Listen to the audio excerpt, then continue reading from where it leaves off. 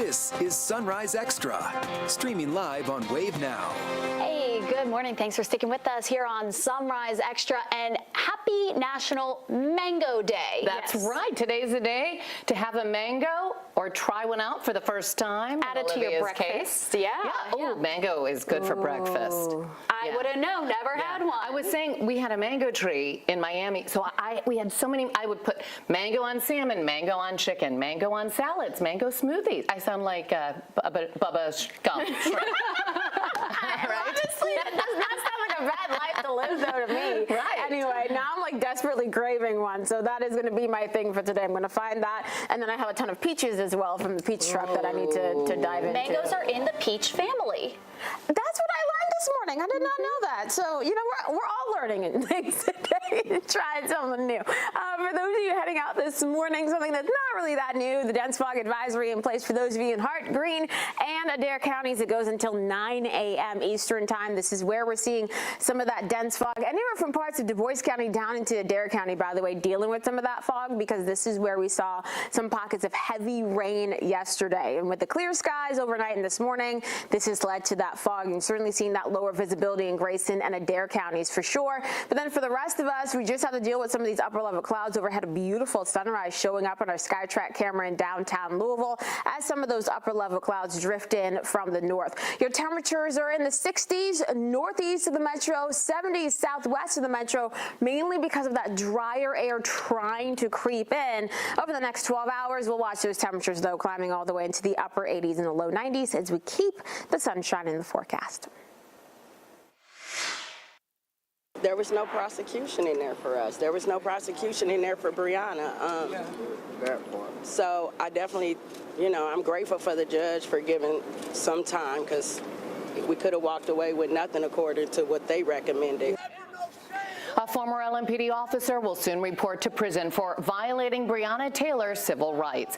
It comes after a tense day in court and on the streets of Louisville as people reacted to this monumental moment. Taylor was shot and killed as officers served a warrant for her apartment in March of 2020. Brett Hankison was found guilty of a federal crime in November when the Biden administration oversaw the Department of Justice, and now we know his sentence includes more than 2 years in prison. The former officer was federally convicted of violating Taylor's civil rights during the botched raid in March 2020 that ultimately led to her death. The U.S. Probation Office previously recommended a prison sentence of up to 14 years. The judge's sentence includes 2 years and 9 months in prison.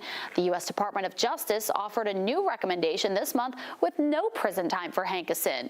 District Judge Rebecca Jennings labeled that recommendation as not appropriate and said it would minimize the jury's verdict in November. But Jennings also set a lower sentence than a probation officer recommended, which was 11 to 14 years in prison. Taylor's mother, Tamika Palmer, says she believes the judge did the best with what she had to work with. Wave News reporter Kirsten Foote joining us live now with more on what Palmer had to say in the hours following the sentence. Kirsten. Yeah, guys, good morning. Tamika Palmer is calling yesterday's sentencing a start, and all this came after the new federal prosecutor on the case had asked for a one-day sentence for Brett Hankison. And the judge ended up sentencing Hankison to 33 months in prison. And in an interview following the sentencing, Tamika Palmer says it wasn't justice, but she got what she started out for, which was jail time. She says inside the courtroom yesterday, the prosecutor did not advocate for the victim, but for the defendant. He advocated for Brett the whole time. Like, there was no advocacy for the family, for any of the victims. It was him literally there to make sure Brett got the least amount of time as possible. Now, after his release, Hankison will have 3 years of supervised probation. He hasn't started that sentence just yet. The U.S. Bureau of Prisons will be determining when and where he starts his sentence soon. Reporting live, Kirsten Foote, Wave News. Kirsten, thank you. Breonna Taylor's aunt Bianca Austin is scheduled to be in court this week after she was arrested outside of the federal courthouse. She was among dozens of supporters and protesters who crowded outside of the courthouse waiting for the verdict. Protesters blocked traffic in the intersection And this video shows a Louisville Water Company truck tried to get through. Two protesters collided with the truck, one of them eventually moving to the side while the other hung on to the grill and eventually jumped off. The person in red, Rosario Matola, was arrested. The water company in a statement said in part, quote, "The video is an employee slowly trying to move away from people banging on their car and involved in tense situations." Our cameras were also rolling when Breonna Taylor's aunt Bianca Austin was handcuffed by Metro Police and taken into custody by LMPD. She's charged with disorderly conduct and obstructing a highway. Austin, along with 3 others, are scheduled to be arraigned this morning. While many people we talked to call the verdict another failure of the justice system, others believe the decision sends a message to LMPD. But I'm hoping that a good decision comes out so the police officers can get a message that they can't keep getting away with mistreating people, killing people. It don't matter black or white or whatever. LMPD sent us a statement confirming the arrest. It says the department values First Amendment rights. However, quote, "What we saw today in front of the courthouse in the street was not safe, acceptable, or legal. Creating confrontation, kicking vehicles, or otherwise creating an unsafe environment will not be tolerated." Hankison is the first person sentenced to prison in the Taylor case that sparked months of protests in downtown Louisville. 3 other cases are still open. Kelly Goodlett has pleaded guilty to a conspiracy charge. A plea agreement document says Goodlett knew information about packages going to Taylor's home for her ex-boyfriend was false, and that her co-detective Joshua James knew it was false as well. The information is what helped police get a search warrant.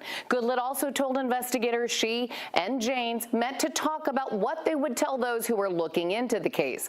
She also claims their supervisor, Sergeant Kyle Meany, knew Taylor's boyfriend Kenneth Walker lived with Taylor and that he had a concealed carry permit but never shared that information.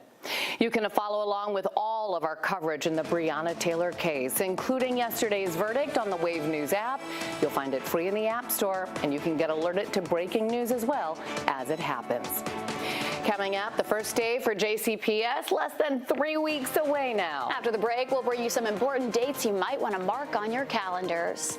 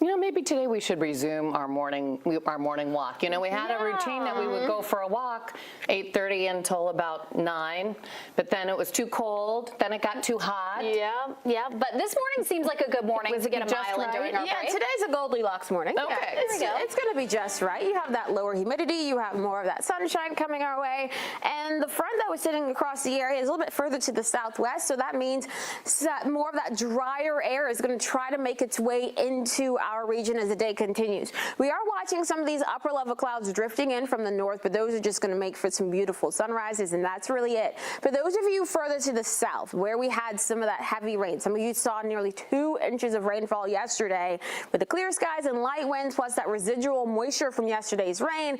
We, of course, have a bit of that dense fog going on, and this is why we have the dense fog advisory for those of you in Hart, Greene, Taylor, and Adair counties until 9 a.m. Eastern time. But anywhere from portions of Du Bois County all the way down into parts of Adair County could be dealing with those pockets of dense fog. So please take it slow as you're heading out. You're seeing that fog showing up on camera in Grayson County, the one in Adair County. So y'all, as you're heading out this morning, just take it slow, especially if you saw some of that rain yesterday and you're interacting with that fog. Outside of that, a lot of us getting this, the sunshine beaming down, the upper level clouds overhead in our SkyTrack camera. Looking over downtown Louisville, our temperatures ranging from 65 degrees. It's 65 degrees right now in North Vernon to 72 for those of you in Hardinsburg and Litchfield. And that is the impact of that lower humidity, that drier air trying to move into areas further to the northeast. It is 69 degrees in Buckner, but 66 for those of you in LaGrange, 71 in New Albany, 74 into Fairdale, and we're seeing 74 degrees here as well downtown at Wave News. As we continue throughout the rest of the day, we'll keep the sunshine around, highs in the upper 80s and the low 90s. Now keep in mind, yes, we could see a stray downpour or two, especially for those of you southwest of the metro, but for the majority of us for today, we are talking about that sunshine, the beautiful weather in the forecast. And for tonight, clear skies as we tumble down into the 60s and the low 70s, so a very calm, quiet night. Most of the region will be in those mid 60s for overnight lows. As you look ahead to the next 10 days, we're going to add in more of that heat as the week goes along. Highs near 96 degrees on your Thursday with the humidity. Will feel like closer to 105. We keep some of that heat and humidity on Friday, even as we start to add in more of those showers and thunderstorms, mainly those scattered afternoon storms, you know, the ones that we typically see in the summer that pop for the afternoon, then fade once the sun goes down. We'll have those for the weekend and into the beginning of next week. Mainly talking about some isolated rain chances for next Monday, Tuesday, and Wednesday with those highs still in the low 90s. Then a cold front moving in next Thursday could help to cool us down and push us down into the 80s for your highs. You know you've been hot for a while when the 80s are a cool down. Yeah, no kidding. Right. Thanks. Today marks 2 weeks since Brooks Houck and Joseph Lawson were convicted in Crystal Rogers' disappearance and presumed murder. Both men and Joseph's father, Stephen Lawson, will be sentenced next month. But the Ballard family says their journey to justice is far from over. We spoke one-on-one with Tommy Ballard's brother, who says the family has never given up hope of finding the person responsible for his death either. Tommy Ballard, Crystal Rogers' father, was killed on their property November 19th, 2016. He had been hunting with his grandson when he was shot in the chest. His family believes his death is connected to his daughter's murder because he was getting too close to finding out the truth. Now they're waiting for investigators' next step while they do what they can to get justice. Tommy he wasn't going to give up, and I think he was getting closer and closer, and I think they just thought they had to put an end to it. You want to do something, and you want it out there. You want people to know that, you're not giving up, that you care, and you want other people to care, and they do. This community really cares. The family is offering a $50,000 reward for the arrest and conviction of the person or people responsible for the murder of Tommy Ballard. You can find our full coverage on everything in this case on our website, wave3.com.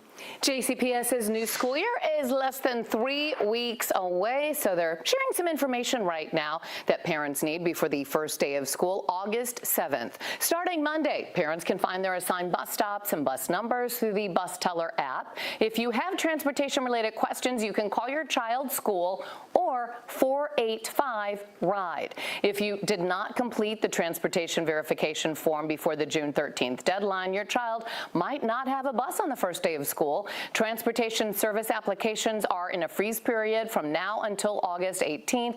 Drivers are learning their routes right now, and magnet school families, parents who drive their students to school, will not get stipend payments this year.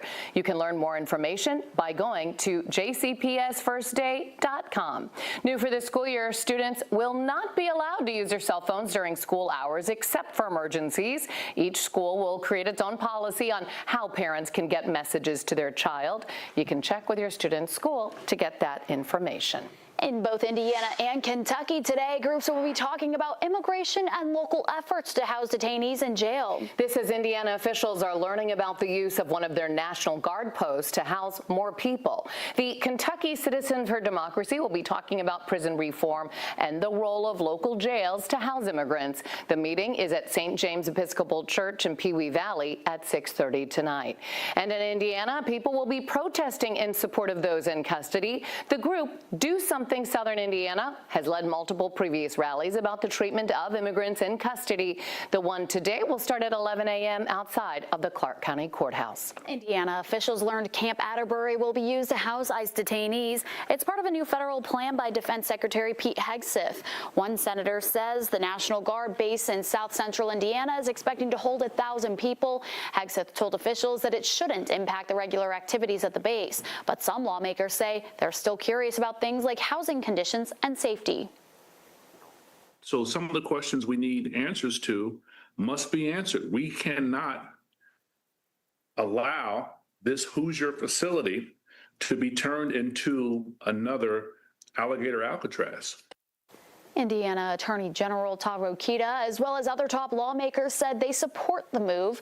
This isn't the first time the site has been used to house people. Camp Atterbury has also been used to house evacuees from Afghanistan and refugees from Ukraine, but never ICE detainees. Louisville Water is starting the next phases of its residual line project. That means drivers can expect other parts of River Road to close. This week, closures will impact River Road between Blankenbaker Lane and Lime Kiln Lane, along with the intersection of Glenview Avenue. A temporary road is being created to help people who live on Transylvania Avenue and Mason Boulevard get to and from home. That'll go between the end of Mason Boulevard and Mayfair Avenue. Work could last up to 6 months. Louisville Water is expected to wrap up the entire project by next summer, and today Metro Council members are expected to discuss the city's pipe removal program. Louisville's Metro Alcohol and Beverage Control Officer cited 3 people for selling alcohol to minors. Officers say Tasha Robinson sold a can of Coors beer to an underage investigative aide at East Steps on Brownsboro Road. Tamara Brown was charged after an investigative aide bought a bottle of wine at the Cheers Wine, Spirit, and Beer on Shelbyville Road. And Christian Aderto Larinaga Figueroa was also charged after ABC officers say he sold the underage investigative aide a can of Hard Mountain Dew at the Thorntons on Shelbyville Road.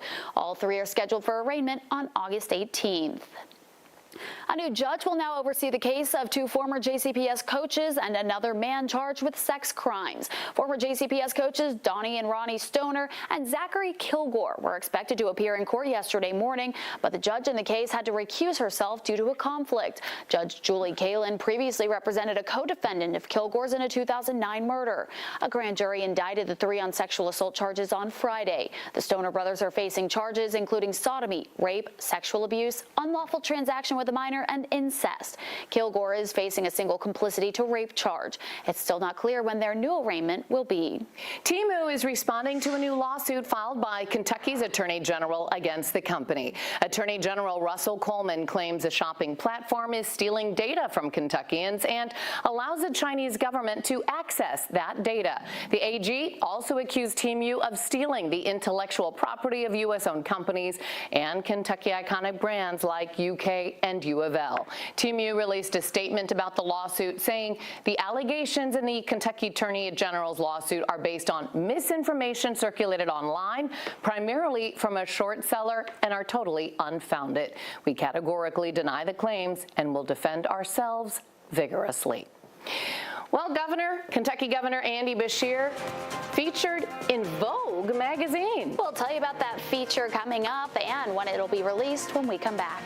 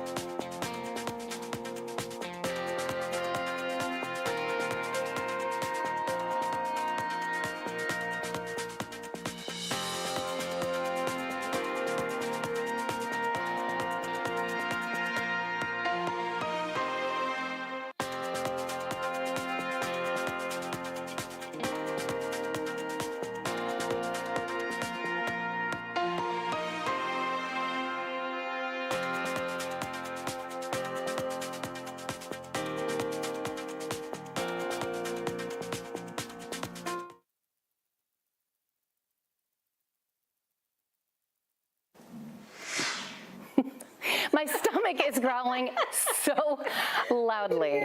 Oh my goodness, be quiet. Okay, Louisville, I'll talk really loud. Hopefully it'll drown it out. Louisville city leaders want to see artificial intelligence being integrated into our daily lives, including city services. Mayor Craig Greenberg's recently approved budget includes $2 million for AI integration into metro government. The mayor says the technology is already being used for security at JCPS and horse safety at Churchill Downs. Mayor Greenberg said it is time to experiment with ways we can use AI in our everyday lives. Here, we're starting small. $2 million does not go a long way in the technology world. You all know that from all of your individual lives. But we're going to start experimenting on what we can use AI for to make our city better. And over the coming years, there's going to be more and more spent on it because that's how we provide services better. It's not replacing people. It's to make our colleagues provide the services to you even better, more efficiently, and effectively. Mayor Greenberg said there are 330 million inquiries on ChatGPT every day in the U.S. and more than 2.5 billion worldwide. And this will definitely make Shannon's stomach growl even more. You can enjoy some breakfast and pastries for Great Bagel and Bakery. It's set to open its first Louisville location. The popular Lexington-based eatery is known for its locally sourced ingredients and small batch bagels. They offer more than a dozen bagel flavors, including classics like everything, Asiago, sesame, and special flavors like French toast. The store will open next Monday on Shelbyville Road in the Middletown Station shops. The official grand opening is set for August 4th and will feature merchandise and gift card giveaways along with a few surprises. Count me in. I lived in Lexington and I love Great Bagel. I have great things to say about it. Okay, good to know. Well, Kentucky Governor Andy Beshear is making headlines, this time in Vogue magazine. He and his family will be featured in the September issue. These are some screenshots of the photo shoot Vogue posted to their Instagram page yesterday. The pictures include shots of Governor Beshear, First Lady Brittany Beshear, their children, and their dog Winnie. Governor Beshear has emerged as a potential Democratic presidential nominee in 2028. You can see that profile on the magazine's website, or it will be the September issue. Demolition Derby fans got a big bang for their buck last night. Look at this videos from the Meade County State Fair. Looked like a lot of fun. Now, the fair goes until Saturday, so you can head out there, check lots of different events every night, rides, shows, fair food. It's $15 per person at the gate.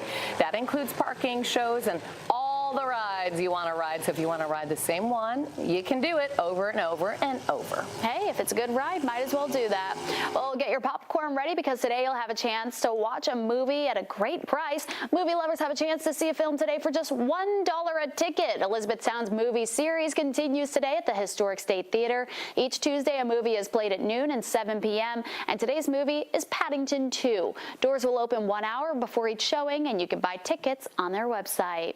Mayor Craig Greenberg is set to kick off construction of the reimagined 9th Street project today. The project is the start of converting Muhammad Ali Boulevard and Chestnut Street from one-way streets into a new two-way street in West Louisville. Greenberg will give an update at 10:30 at Zion Baptist Church on West Muhammad Ali Boulevard. Paddington 2 is, I love Paddington. I've never seen it, but for only $1, you can see do it. that. All right. We'll be back with more local news and another look at your weather.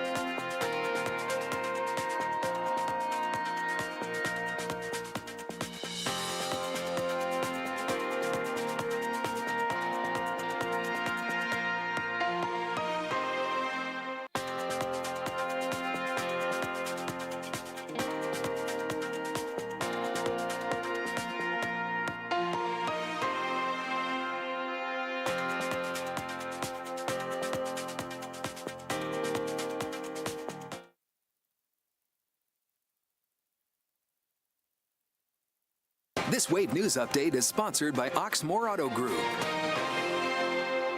Good morning, I'm Shannon Kogan. A former LMPD officer will get ready to spend nearly 3 years in prison for violating Breonna Taylor's civil rights. Brett Hankison was sentenced to 2 years and 9 months in prison. Hankison was convicted of a civil rights violation after he shot into Taylor's apartment the night she was killed during a police raid in 2020. The judge did not agree with a request from prosecutors that would have let Hankison avoid prison. Hankison will not report to prison right away. The U.S. Bureau of Prisons will determine where and when he will start his sentence. We have much more on this story on wave3.com. All right, well, some of us are waking up in a bit of fog this morning. Yes, literal and metaphorical fog this morning, as we are seeing a dense fog advisory out for those of you south of the parkways. That goes until 9 a.m. Eastern time. This is where visibility is the lowest. This is also where we had some of the heavier rainfall yesterday. So with the clear skies overnight and this morning, plus the light wind, is not really surprising that we're seeing some of that patchy dense fog anywhere from portions of Adair County all the way up towards portions of Perry and Du Bois County. But thankfully, now that that sun is up, it is going to gradually mix out. So the fog that we're seeing on our Kentucky Mesonet cameras in Adair and Grayson counties, that will mix out over the next couple of hours. We're also seeing temperatures ranging from 66 degrees right now in North Vernon to 72 in Mumfordville. We'll end up in the 80s and low 90s this afternoon as we keep that sunshine in our forecast. And good news for those of you heading out. In most spots, traffic is rolling smoothly, but remember, if you are interacting with some of that fog this morning, please take it slow, especially in some of those windy back roads. So just keep that in mind for this morning. Looking ahead to the next 10 days, we do see the heat ramping up for the middle and end of the week with some showers over the weekend.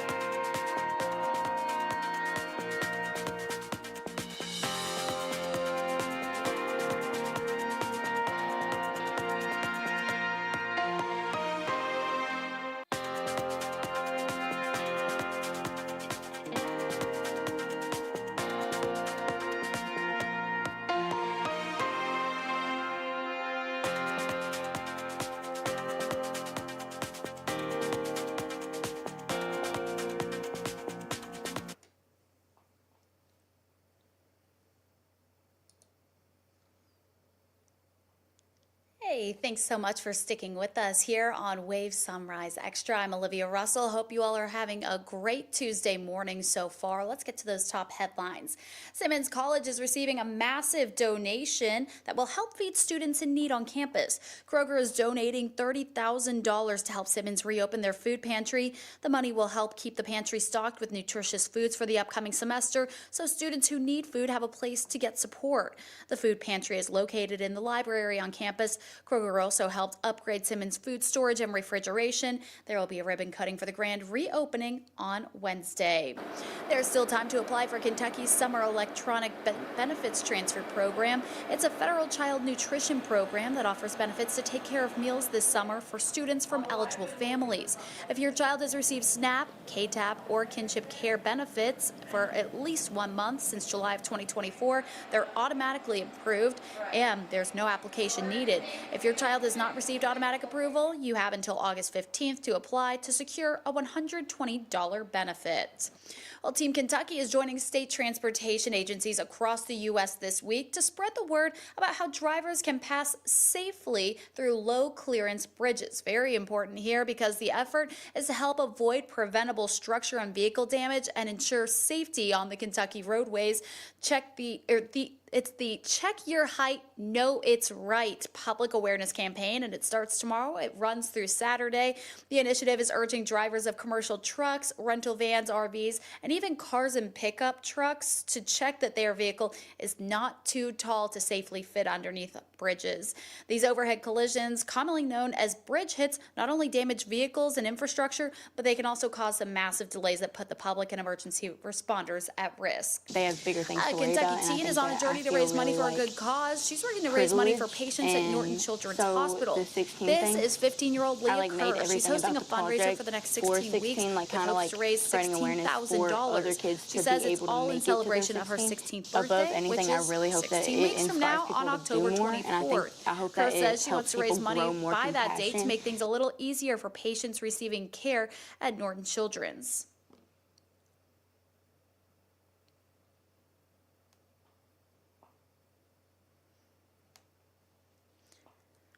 Well, if you'd like to donate to her fundraiser, you can find a link over on our website, wave3.com. A new report suggests that many schools still have a long way to go when it comes to teaching students the basics of financial literacy. Sometimes they complain they didn't learn these lessons that they really needed in life when they were in school. And this Watching Your Wallet consumer investigator Carice Jackman spoke with Wallet Hub about the state of budgeting education in public schools and which states are leading and which are lagging. When you think back to high school, was budgeting a part of your curriculum? John Kiernan with Wallet Hub says many schools are still failing to teach this essential life skill. Only about 1 in 5 states is really excelling in terms of teaching financial literacy and budgeting. Kiernan's team at Wallet Hub analyzed all 50 states and the District of Columbia, looking at key metrics, like whether personal finance courses are required, student test scores on financial literacy, and overall school performance. The states ranked highest for high school budgeting education include Utah, Virginia, North Carolina, Georgia, and Florida. While at the bottom are Massachusetts, Wyoming, Montana, South Dakota, and Alaska. Those states and many, many others do need to kind of up their game if they want the kids to really graduate and be prepared for the realities of adult life. Has there been a big push to add this to the curriculum? There has been kind of calls here and there, but it hasn't really been a concentrated push. Kiernan says there are ways to learn outside of the classroom, from online resources to family discussions about money. Any step toward practical experience can help. If parents kind of include their kids in major financial decisions and talk through things with them, kind of determine what the family should spend money on or save up for, including your kids in that really kind of helps them learn along the way. And if you're an educator, the American Public Education Foundation offers budgeting lesson plans, tutorials, and worksheets online, all backed by extensive research. With this Watching Your Wallet, I'm Carice Jackman. The American Public Education Foundation has a full report card on financial literacy in every state. To see it, you can go to this story over on our website, wave3.com. We're going to take a quick break. We'll be right back in 2 minutes.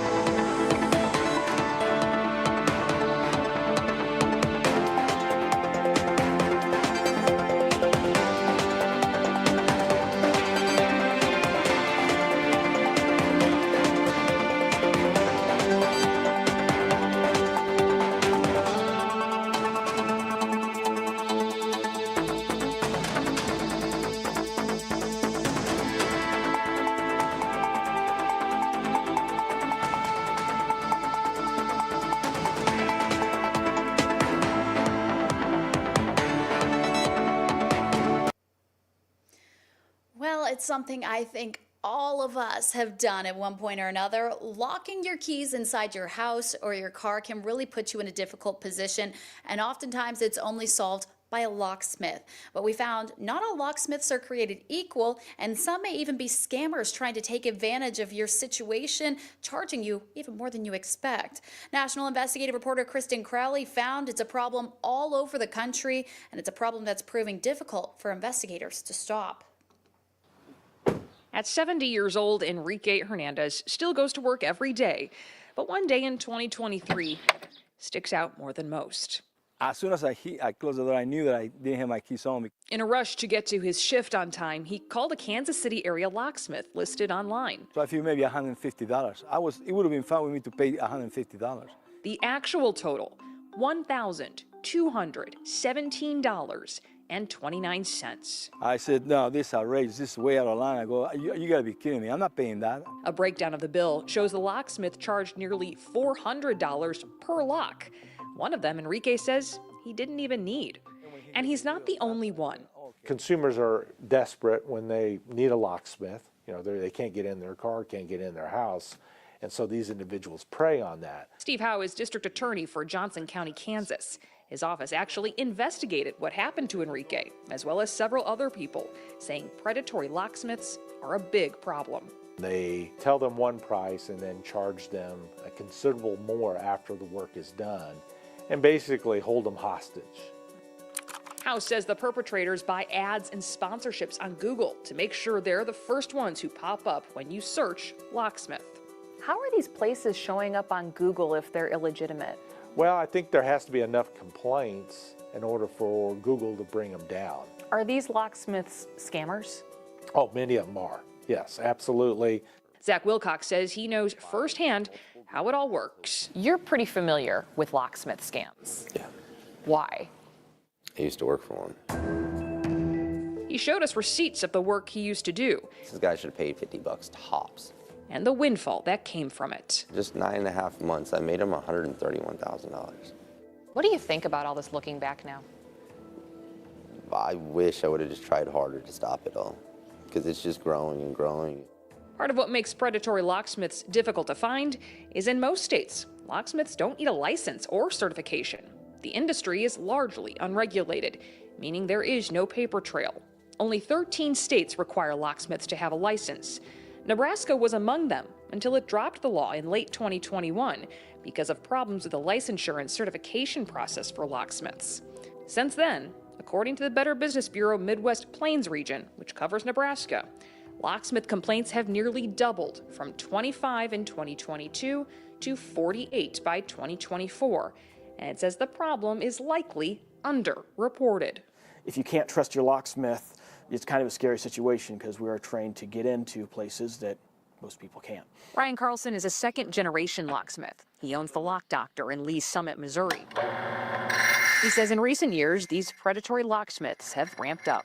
Is that hurting your business? Absolutely. Some make it look like they have a physical address to seem more legitimate. There's one just a couple blocks up the road from us that is actually a State Farm agent. So somebody is using a State Farm address to make it look like they have a legitimate location as a locksmith. That's correct, yeah. I felt really devastated. On Enrique's receipt, there is no name, no phone number, no way to track down who he believes took advantage of him. What happened to your $1,200? I lost it. An expensive lesson to learn, but one Enrique hopes is invaluable to people who hear his story.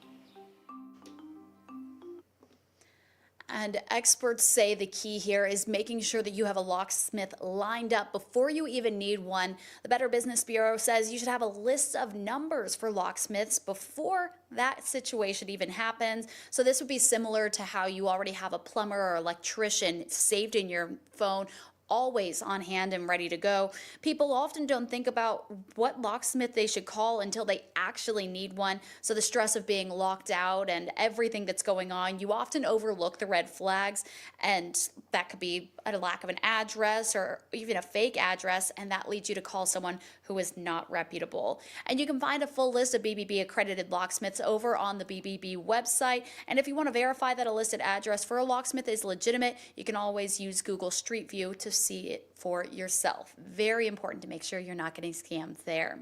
Well, as concerns about teen and child violence continue to grow in Louisville, city leaders are hoping that a new program can help decrease violence in middle schoolers. Wave News reporter Kirsten Foote shares more. City leaders recently launched a new program called Get Busy. The goal is to provide middle school age kids who live in areas most affected by gun violence with new opportunities and activities. Organizations will host activities after school and on weekends throughout the upcoming school year. It's a way to mentor and enrich the kids and do what the name of the program says, get busy. And now the Office of Violence Prevention is offering 3 $116,000 grants to fund proposals from groups that address violence and promote youth development and host those activities. The hope is to bring those organizations together to help get kids off the streets. This Get Busy grant is an opportunity for community organizations to come up and identify there who works in these neighborhoods. They know these kiddos, to come up with a plan, a program that is going to connect to the kids in the neighborhood that they serve. Each proposal must involve at least 3 community organizations. Programming must take place in the Russell, Park Hill, Algonquin, and Southside Americana neighborhoods. There are 3 grants available, 1 for each neighborhood. Those 3 neighborhoods were chosen because Metro leaders say they have the most urgent needs when it comes to addressing youth violence. You can learn more about the program by visiting our website. Reporting in Louisville, Kirsten Foote, Wave News.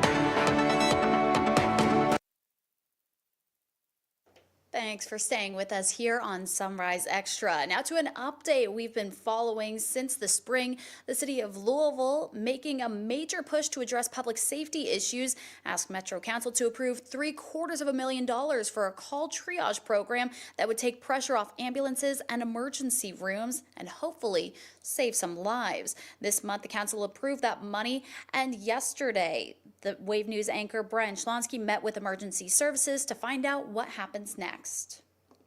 Hey guys, please help me. I'm about to fall down from the bridge. You're right past the bridge? Yes. Okay. I'm just hanging out over the bridge. I don't want to die.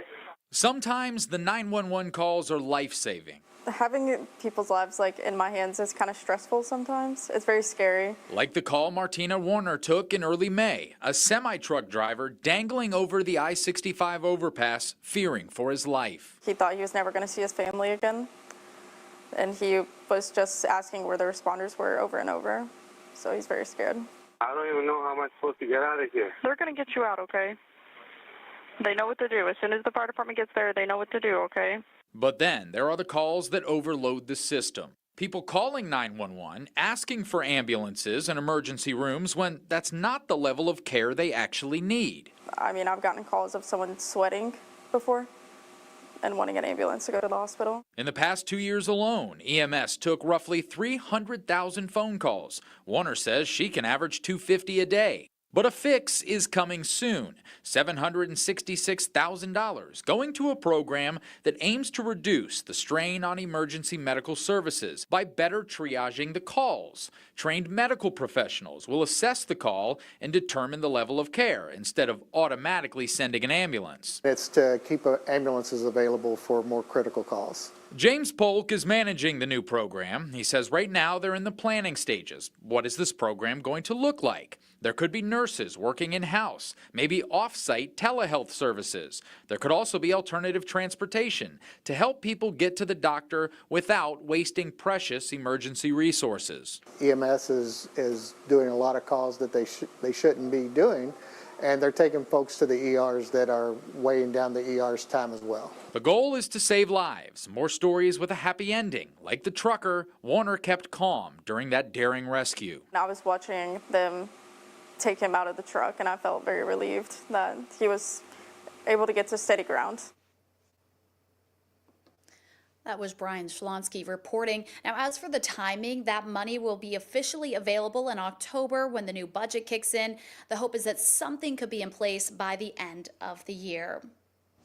Well, there's now a new spot for people to gather in downtown Louisville. It's a community gathering space near 4th and Jefferson Streets. The new city spot features a freshly painted sidewalk mural, new seating, a public street piano, and colorful flower pots. The custom seats are made from repurposed tree grates. The entire philosophy behind the City Spot program is to rediscover the art of hanging out, to create beautiful areas that attract you and invite you in. This is Louisville's third city spot location. The other two are at the corner of 5th and Jefferson near Metro Hall and the 4th Street Bark Park north of the Brown Hotel. Well, switching now here to sports because I know so many of us are already thinking about football season coming up, but let's talk basketball season because we already have some news from UK's head coach Mark Pope. He says one of the freshmen Malachi Moreno. Coach Pope says you can expect Moreno to look really good at times, but he'll also have his occasional struggles. We're gonna see moments where, where it's like he should be in the NBA right now, and we're gonna see moments where we feel like I'm not sure Malachi knows exactly what he's doing, and we're gonna see both of those, and that's what growth is. So the Cats' first exhibition game will be on Friday, October 24th against Purdue. That's happening at Rupp Arena. And right now, the first game of the regular season is scheduled to be U of L, and that's happening at the KFC Yum Center on November 11th. What an interesting way to start off the season. Well, some sad news here for former UK quarterback Will Levis will not suit up for a game at all this upcoming NFL season. The former second-round pick is having shoulder surgery. He'll miss the entire season for the Tennessee Titans. Levis injured that shoulder early last season and never really recovered. They didn't specify exactly what kind of shoulder injury or surgery he'll be having, just calling it a joint issue. But Levis was expected to compete with #1 pick in the 2025 draft, Cam Ward, for that starting QB position, but we wish him well in his recovery. Well, football season right around the corner now, and NFL training camps are opening across the league this week, but the Cincinnati Bengals open up camp on Wednesday, and yesterday some members of the team spoke with the media about the upcoming season. The Bengals have two giant contract situations to address, though. Rookie edge rusher Shamar Stewart threatening to hold out, even practicing with his old college team right now, and threatening to re-enter the draft next year if they can't work out a deal. And all-pro and star defensive end Trey Hendrickson also sitting out. He's seeking an extension. Hendrickson led the league in sacks with 17.5 last season. He is part of our football team. He's under contract, and like I said in the past, he's earned a raise, he's earned an extension. We're trying to do that, and hopefully we'll be able to do something that makes him happy and that we can work with. So Bengals fans certainly hoping they can come to an agreement there. But in other Bengals news, on Sunday, the Bengals added a familiar face for backup star quarterback Joe Burrow. You might recognize him right there. Former St. X and University of Cincinnati star Desmond Ridder signed with the Bengals. Ridder was actually recruited out of high school by his new head coach in Cincinnati, Zach Taylor. He worked out that morning like 6 a.m. I don't think that was legal, but we did it. And we showed up at Louisville St. X, and he was the first quarterback I watched where he brought receivers. He conducted the workout. He told them what routes. He told me what footwork he was going to utilize. So this will be Ritter's fourth team since being drafted by the Falcons in 2022. The Bengals are set to open the season in Cleveland, taking on the Browns on September 7th. Their preseason starts a month before that in Philly. Well, this Sunday's Brickyard 400 race in Indianapolis is going to be extra special, and that's because the Cookie Monster has been chosen to be this year's Grand Marshal. He'll help kick off the race at the Indianapolis Motor Speedway. Cookie Monster's appearance is part of Sesame Street's Road Trip Across America campaign. Different Sesame Street characters will pop up across the country at state fairs, major and minor league baseball parks, and other fun venues for the rest of the summer and into the fall. Crossing our fingers, hoping maybe Louisville will be on that list and we can get a visit by someone from Sesame Street. And looking ahead, the Louisville Bats are ending the week with two themed nights. Friday will celebrate 25 years of the River Bats with some throwback jerseys, special guests, and if you're one of the first 1,500 fans at the game, you could win a mesh trucker hat. Saturday night is for the kids. That'll be Bluey night, and Bluey will host 8 meet and greet sessions throughout the evening, which will include chances for photos. Tickets start at just $13. I know Bluey is a big hit amongst the kids and even the parents in a lot of situations too. Well, that's all the time we have here for Wave Sunrise Extra. Thanks so much for joining us. Hope you have a great Tuesday.